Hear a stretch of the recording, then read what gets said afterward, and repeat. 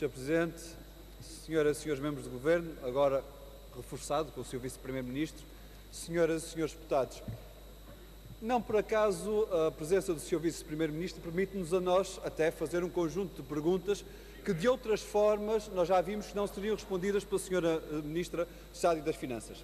Porque o Sr. Vice-Primeiro-Ministro, numa outra encarnação, líder do Partido do Contribuinte e do Partido do Pensionista, pelo menos teria agora a possibilidade de explicar duas coisas.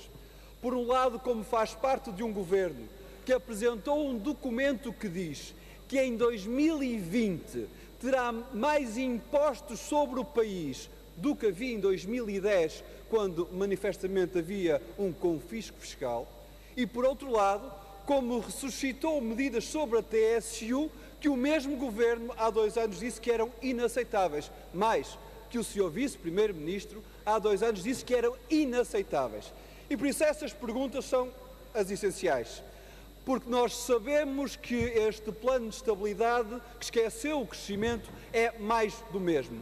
Mais da mesma austeridade, ainda que com outros nomes, ainda que com alguns outros modos.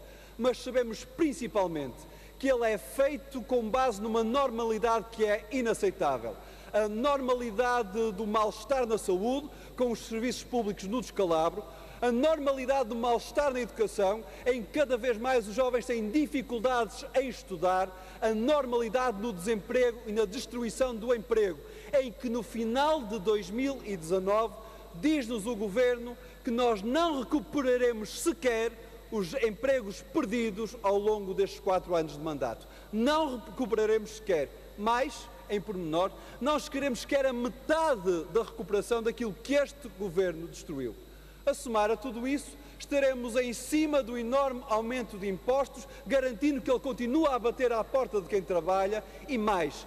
Teremos ainda a insustentabilidade da segurança social a ser absolutamente reforçada, não só pelo desemprego e pela falta de criação de emprego, mas também com uma descapitalização deliberada que este Governo quer fazer com as alterações na TSU.